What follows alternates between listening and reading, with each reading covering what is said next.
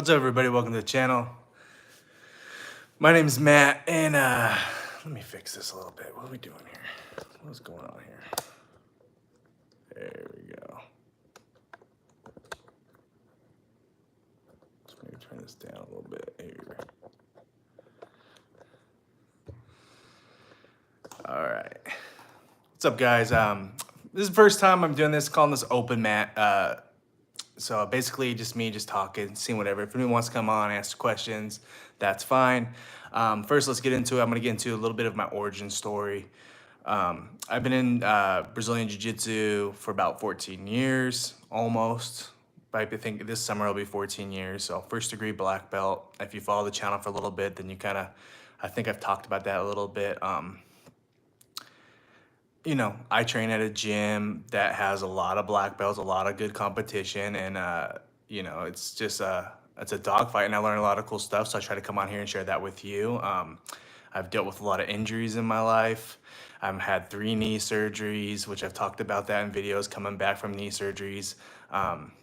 And yeah, so getting to training every day, especially being in the masters division, being a little bit older, it's hard to get to training sometimes, and I feel like the last couple of weeks I've dealt with that personally. Trying to get back into training has been pretty tough. So, I have episodes where I have to get pretty much every 3 months. I get a cortisone shot in my knee.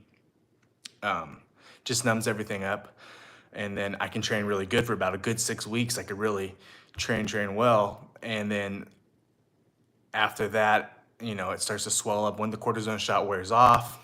My knee starts to swell up pretty bad. I can only get a couple rounds in, then my knee flares up. I do a lot of walking for my job outside of the training, outside of the gym. So, so sometimes around these times when my shot has worn off, it's really hard for me to get in the training, hard for me to get in there. And that can be frustrating sometimes. But in jiu-jitsu, I feel like we get frustrated sometimes. So you just gotta keep, doing what you can do. Even if it's just a little bit, even if it's just watching, if you're really hurt, even if it's just drilling, you just gotta do what you can do and why you can or when so I need a knee replacement. There's nothing I can really do because I get PRP.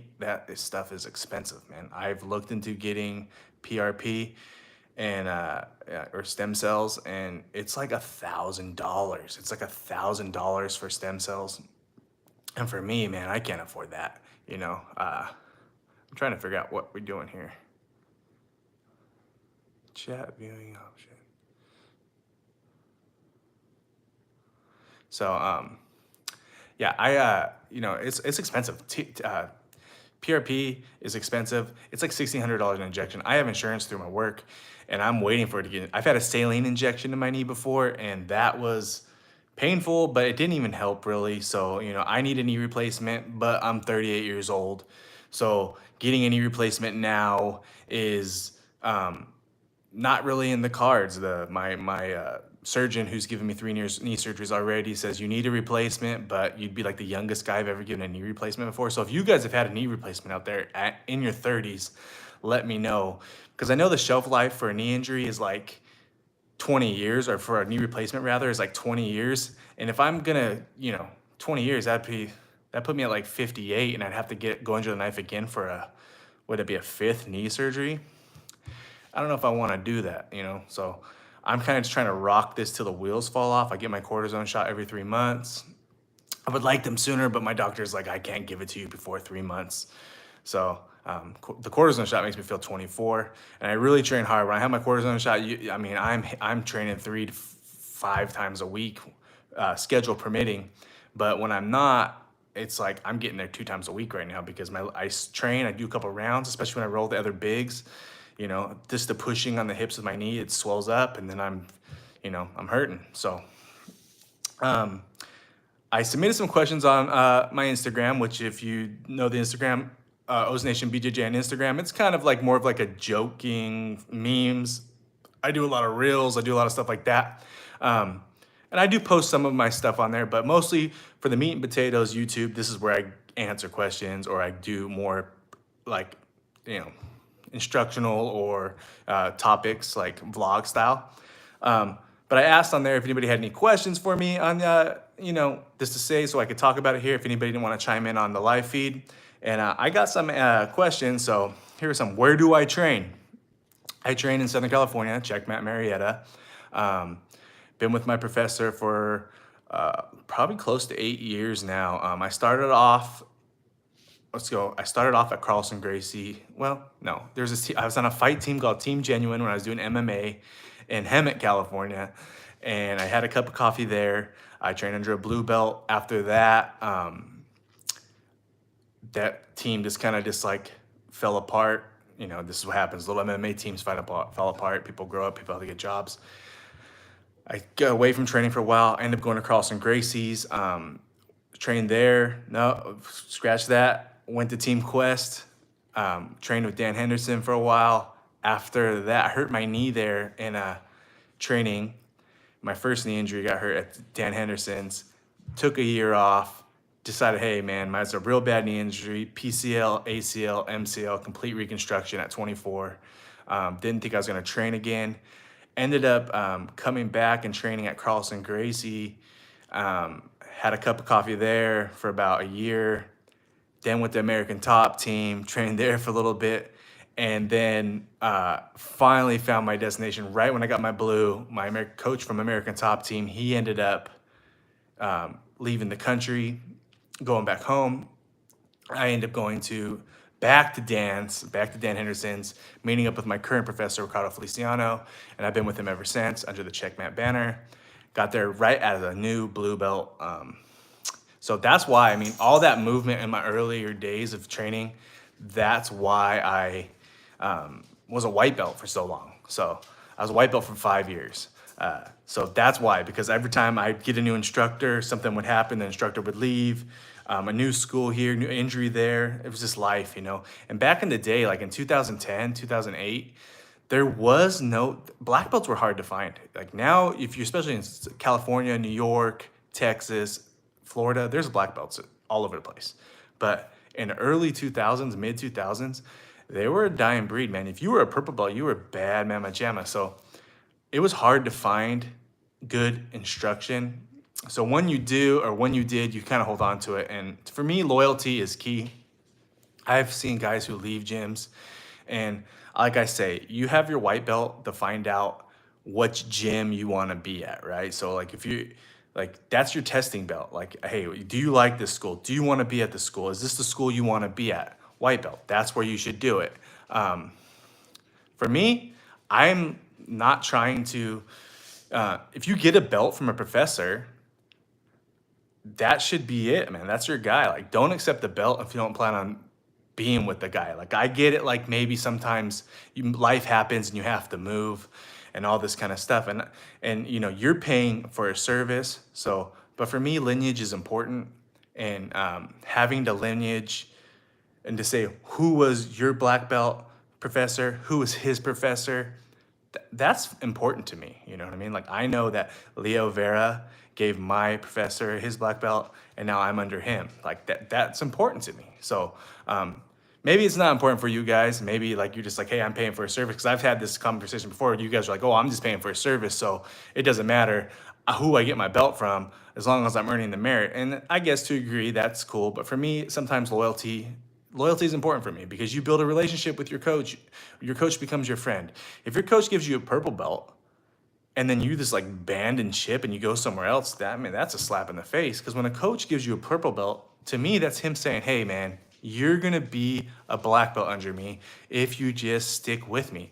A purple belt is like, you're almost there, man. You're a black belt in some stuff. Some stuff you do on the mat is black belt level. Stick with me, you'll get your black belt, and we'll be good. So like, yeah, I just feel like loyalty is kind of like lost right now in jiu-jitsu. I think that needs to change. I mean, like, I don't know, man.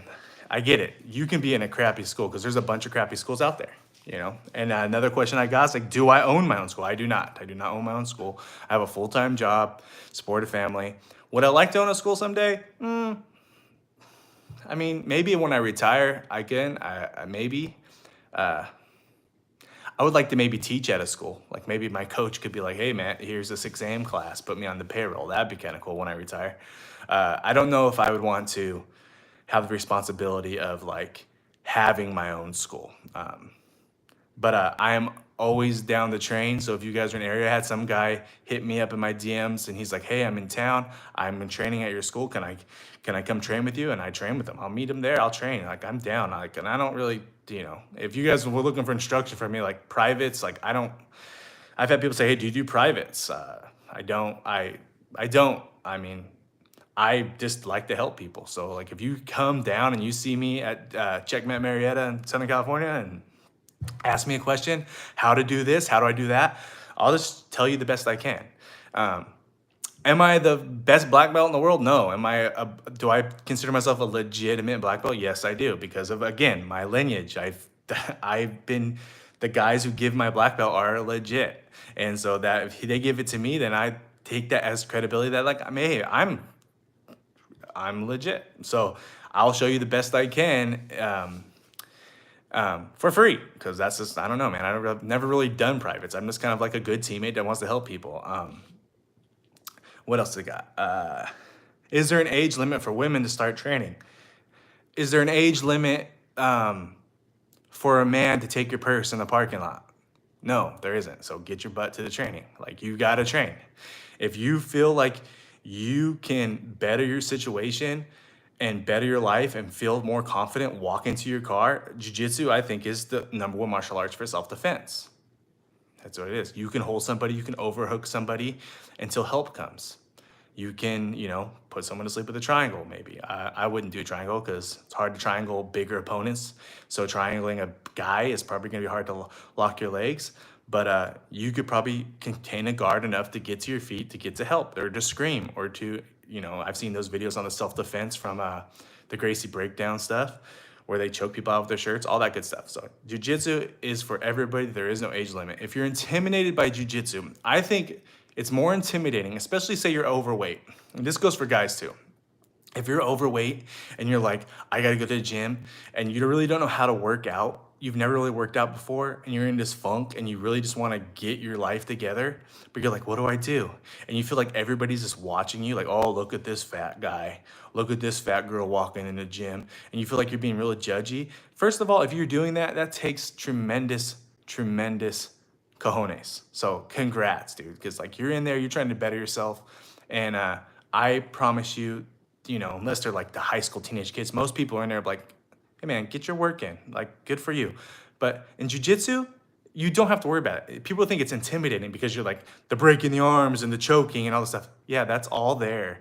But it's a brotherhood. If you come in there and you're really overweight, no one's looking at you like, look at this guy.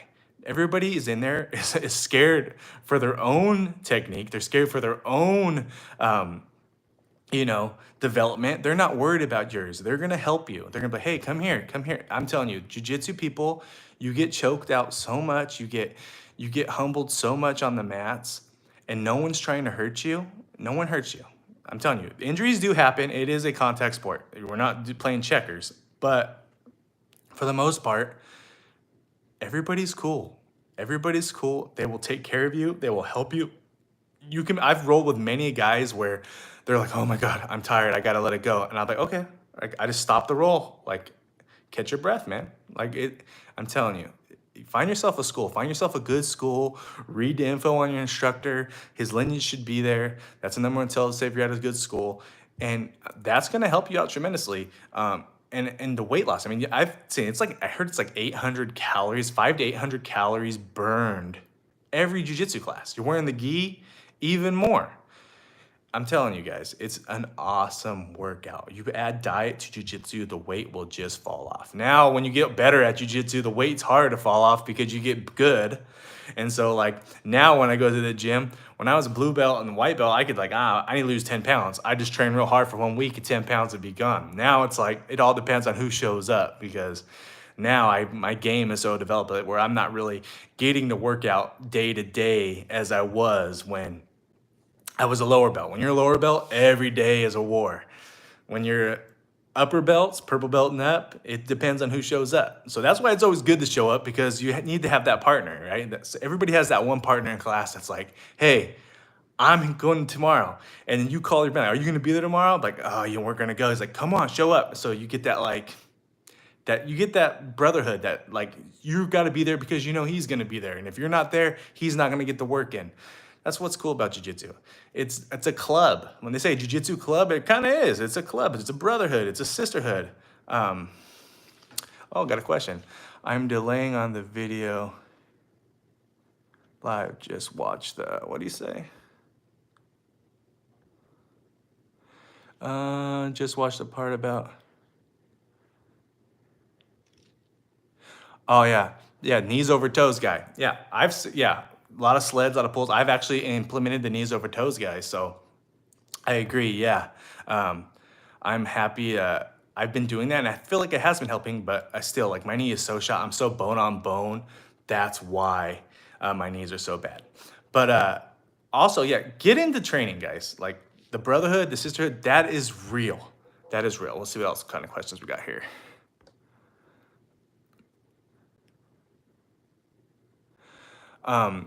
So let's see. What else we got? Advice for my first tournament. Okay, I've done these videos before, and your first tournament, it's so stressful. And I say, hey, look I've told people, don't bring your family, right? Because look if you got a girlfriend and you're like, I'm doing my first tournament and I'm bringing her to the thing, that can be stressful. No one wants to fall in front of their girl, right? Like, or their dude, I guess. That's what, I don't know how from a girl's perspective, but from a guy's perspective, nobody wants to fall. Nobody wants to fall in front of their girl. So that's tough. Like, you're adding that stress onto you. Just go with your first tournament. Just go with your boys that you get choked out in front of every night. You lose in front of all these guys every night. So who cares? And if you're worried about you're going to let your professor down, you're not. You're not going to let your professor down. Your professor knows you're a white belt. You're going to lose. No one goes undefeated. None. You know, and when you're a brown belt and purple belt, no, 2 weeks from your tournament, no one's going to remember how you won or how you lost, or if you won or if you lost. Everybody's worried about their own matches. So that's one thing. Go stag with your squad. I feel like that'll help a lot. Also, let's try to win. I've said that before. A lot of people are like, oh, no, win. Get in there. We're here to win. And the number one reason why I think people lose at lower belts is they focus on one move. As a white belt, you focus on one move when you go to a tournament. And I did this myself. I did the Fabio Santos Open 2009 or 8, I don't know, long time ago. And I was like, oh, I'm gonna do this move. When we stand up, I'm gonna push on it. I'm gonna lock collars. I'm gonna push. And when he pushes back, I'm gonna drop to my ass and I'm gonna balloon sweep him over into mount. That was my whole goal. So if I can do that, that's my move. I'll get mount, I'll be on top, because you have no takedowns as a white belt. So I did that. And I balloon sweep the guy over, but I over rotated and he came back on top of me. Next thing you know, I'm on my bottom and I had no move. So when you go into your tournament, let them make their move, because they got a move they want to get. The move that they've been practicing for this tournament, let them, and they're white belts, let them mess up on that move, because most likely they will. Unless they have a wrestling history and they've already been in a wrestling situation. If they're a new white belt, they probably brought their girl, they probably brought their wife, and they're nervous, and they don't want to fall in front of their kids who are watching, eating freaking an $87 acai bowl. They don't want that to happen. So when you go in there, let them shoot their move and let them miss it, and you get on top and you win. I'm telling you, play the slow dance. The man or woman on top usually wins the tournament. Period. I just did that video of like how you can tell if they're gonna pull guard. Watch that. That helps a ton. So that's advice. Stay on top. Don't bring your family. If you're gonna lose in front of people you lose in front of every day, you're gonna be just fine. It's your first tournament. No one's gonna remember this in 2 weeks. No one remembers. You know, I got put to sleep in pans 2012. I was still a white belt. I got put to sleep, out cold. Had a girlfriend at the time. She was watching. It was very embarrassing. So it is what it is. You know, she's not my girlfriend anymore. I wonder why. Maybe it's because I got put to sleep. I don't know. No, that's not why. But anyways, because I was a scumbag. Um, but anyways, yeah, don't sweat it. Have fun. That's what it's supposed to be. It's a learning experience. They're gonna mess up. Let them mess up. You counter. Where does it go? How do I convince my girl to let me train? Well, okay. Look at most likely, if you have a girlfriend and then you try jujitsu, she's gonna do it with you if you've already been with her for a while. But if you got a girl because of your jujitsu, this is kind of like Tom Brady right now. Like Giselle, I don't know if you guys know this in NFL. I'm a big sports guy, so if you got sports questions, send them this way too. It's open mat, anything goes. Giselle is divorcing Tom Brady right now because he plays too much football. Hey, breaking news, lady. If Tom Brady didn't play football, he would have never landed you. Period. So now you're getting mad at him for the one thing that brought him to the dance in the first place. I think that's stupid. If jujitsu is what caused you to lose weight to get you confidence to land this chick, then she should be okay with you doing jujitsu forever. Because if you've done like, okay, I'm in a relationship. My wife's not a big fan of jujitsu. Period. She's not. She supports it, but she knows like that is not. It's non-negotiable. Like I train. That's what I do. I was doing jujitsu before I met her, and I will do jujitsu as long as my body allows me to do jujitsu.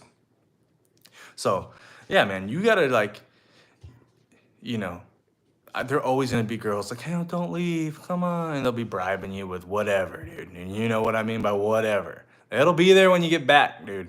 I tell you, I promise. Just keep training. Also, I've seen it. Dating people in the gym seems like a cool idea. It really does. And I don't know, man. It has ups and downs. I've seen it work great. We have married couples in our gym that are friggin' very happy. And I've also seen breakups in the gym and people split. And now people have to train at different gyms. It's just a mess. Like, why? Don't poop where you eat. So, yeah, pretty much. Let's see if we got more here. I'm sorry, I'm doing this on my phone, so I have to kind of scroll through. I did Muay Thai. For probably 6 years. I was doing MMA for a while, for 6 years. So I had my first.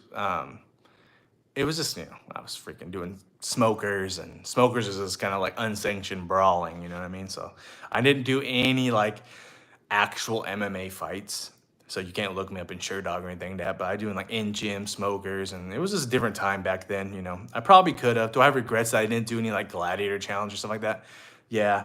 But my philosophy was, why am I gonna do that? It was like 500 to win, 500 to show, and I was a white belt at the time. Like, why am I gonna do that if I couldn't? Is the UFC in my future? I was already making pretty decent money at my other job, and I was kind of like, no, I'm having trouble beating my coach. I can't even score a point on him, and I want to go fight in a cage. Like, I wouldn't feel like I didn't have the tools to do it. Now, do I have regrets that I didn't at least try it? Yeah. Is that something I might do in the future? Like, if I ever got this knee figured out, would I just go in there and like take a gladiator challenge MMA fight? I think I might. I don't know. I've been thinking about it lately. Maybe I will. I'm not sure. Gi or no gi, what do you like better?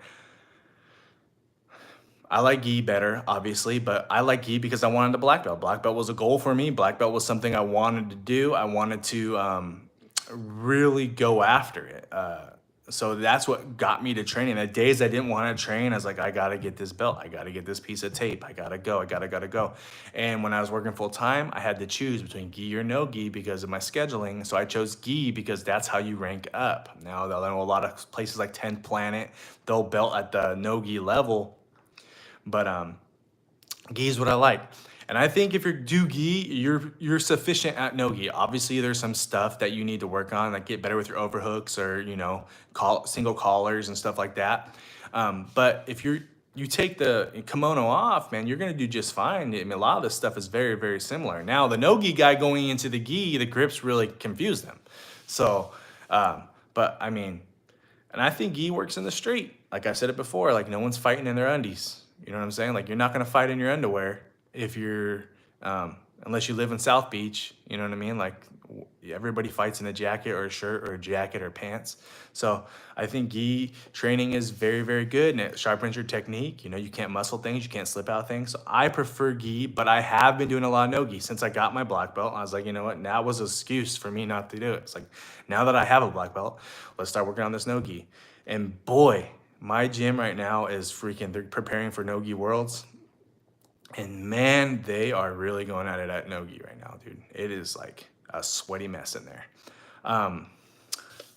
What else we got here? Trying to see which ones I want to answer. Cross training. Would I cross train? Cross training. So is it okay to cross train? I think if your professor's legit, he's not going to care if you cross train, because he knows your loyalty, where it stands. Again, you're going back to that loyalty thing. He's not worried about you leaving. He knows his stuff is good. If he has a good school, he knows, like, it's like, hey, yeah, go ahead, cross train. If it's in the same city which you live in, and you're going just to get work with your other boys who are on other teams, I mean, you could tell your professor, like, hey, like, you know, I'm going to train at open mat at this school, and he'll say, yeah, cool, go for it. He should. I mean, that's what my professor says. Or if you're on vacation, oh, for sure, just go drop in. It's not a big deal. But just know, if you're wearing another school's patch, if you're wearing your school's patch in another school, it ain't gonna be nice open mat rounds. You know what I'm saying? Those boys are coming for your necks, dude. Like, you better. It's gonna be tournament style roles if you're wearing your colors in another school. They know their professor's there. They don't want to see you fall to your professor in front of their professor. They don't want another guy from their gym coming in and beating them in front of their professor. And, you know, the first roll isn't going to be the tough one. It's that second roll. That mat enforcer's coming roll number 2, and he's going to test you. So just know, if you're going to visit another gym, mind your P's and Q's, have everything ready to go. Don't go in there beat up, because you're going to have some tough rounds. Big sports week for me. I've had people ask the Sports Trolls podcast, where is that coming back? Me and my boy, my best buddy Vader, we had a channel. It was a Sports Trolls podcast. Very vulgar, not for children, not at all. So it's on Spotify. If you type in the Sports Trolls podcast, we still have some old episodes on there. Pretty funny. Obviously, the sports topics are very outdated because we haven't podcasted in a while, but very funny. Not for kids. Yeah, we've been talking. He moved to Tennessee. He's been training out there at Legion Jiujitsu in Tennessee, which I went out there and visited. Very, very good school. So he's in good hands over there. We've been talking. We're trying to get it set up where we can do like a Zoom thing, or maybe we can get the podcast back. I think that's going to be a thing here soon. I'm hoping. So we can get back into that sports talk, because I'm a diehard sports guy. And that's another thing when do you want to have your own school? I was like, oh man, nah, man, Monday night, if the Raiders are playing, don't judge me. Yeah, I'm a Raider fan. Don't judge me, okay? I was born with it, all right? I can't help it. I have a child, and I don't wish that on them. They can pick whatever team they want. But yeah, I don't want to have to miss games. So, but I'm also a Yankee fan, and we're in the playoffs Tuesday. Guardians, you're going down. It's the Indians, though, right? Like, I can't. Cleveland Guardians? What are we doing? I can't really do Cleveland Guardians. Like, that's not really my thing. Yeah, and I am a Bulls fan. It's 100%. Okay, obviously, I was 6 years old when I picked 7 years old. 7 years old when I picked my teams, right? Bulls, Yankees, Raiders, okay? Michael Jordan, Yankees in 92. And the Raiders, like I said, was born into that. That's very, I can't help that. So, yeah, those are my teams. And I never wavered. You're allowed to be a bandwagon team one time. One time you can pick a bandwagon. You know, I stay loyal to my teams and I stay loyal to my jiu-jitsu schools. You know, like I said, if you move, it is what it is. Joe, miss ya. But yeah, so I don't know. That's pretty much all the questions I got. I didn't really get a lot. I was kind of sprung this on. So I'm thinking about, there's a tournament coming up this Saturday. It's a Jiu-Jitsu World League. I did a Jiu-Jitsu World League a couple months back. Got my first win at black belt and against a judo black belt and a second degree black belt. So that was pretty cool. Cool venue. They do it at the Del Mar Fairgrounds. It's pretty cool. So I think maybe I'll go live then. And I got Bronson, and you know Bronson. My main demo partners are James Hinkle and Bronson Graham. Give them a follow on IG. They're the ones that let me do all the demos on them and my technique videos. Bronson's competing. Has he been training enough to be winning? Yeah, he's a load. I'm telling you this right now. The dude is a problem when he's on top. That's a big kid. But he's competing, so maybe I'll go live on YouTube and we can watch that, and we can watch some other matches. As for that, we've gone 30 minutes. I'll put out another questionnaire on my Instagram or here for more questions for the next time that I come on an open mat. Let's see what we got.